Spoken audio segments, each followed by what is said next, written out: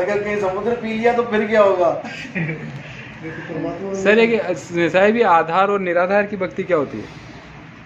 आधार और निराधार की भक्ति होती है जैसे हम परमात्मा को पाने के लिए कोई आधार ले लें।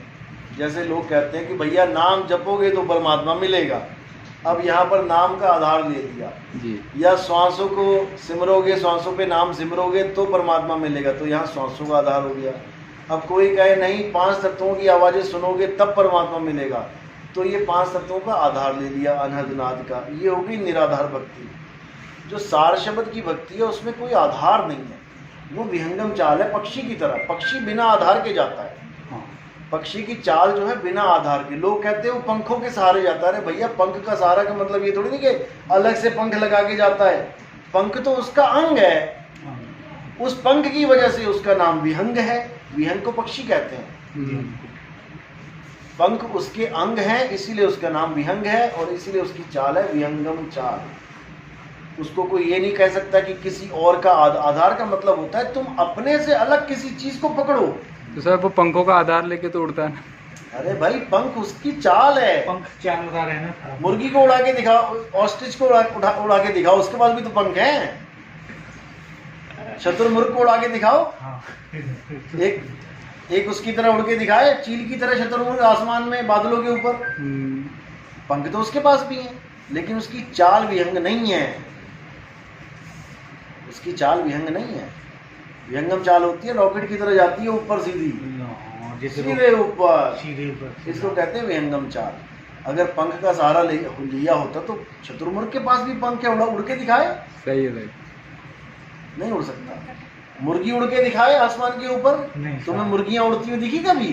नहीं दी। छलांगे मारती है मुर्गियां, दीवार इस दीवार से उस दीवार पे, उड़ती नहीं है। छलांग मारती है, अपने वजन को पंखों के सहारे थोड़ी दूर ले जा पाती है, क्योंकि उसकी वो चाल ही नहीं है। मुर्गी को तो बिल्ली पकड़ लेती है जी, तो फिर उसकी चाल ही नहीं है विहंग। ये निराधार चाल है।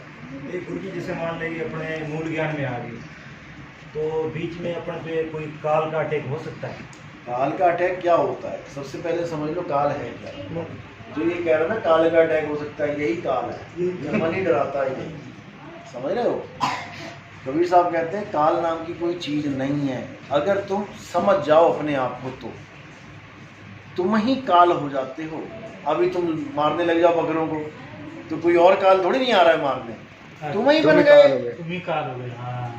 तुम ही हो जाते हो। जीव भी तुम ही हो जाते हो, शिव भी तुम ही हो, पीर भी तुम ही हो, सब कुछ तुम ही हो। जैसे एक्सीडेंट वगैरह में, अरे नहीं सुनो, एक्सीडेंट तो सबका होना है, बिना एक्सीडेंट के कौन है यहाँ पे?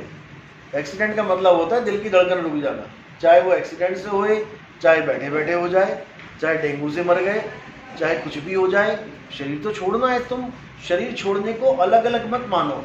उन्होंने भ्रम फैला रखा है कि अकाल मृत्यु, अकाल मृत्यु नाम की कोई चीज है ही नहीं। जो तुम्हारी किस्मत में लिखा है एक एक चीज वैसी ही हो रही है, तो फिर बीच में अकाल मृत्यु कहाँ से आ गई? तुम्हारी मृत्यु लिखी है इतने समय पे,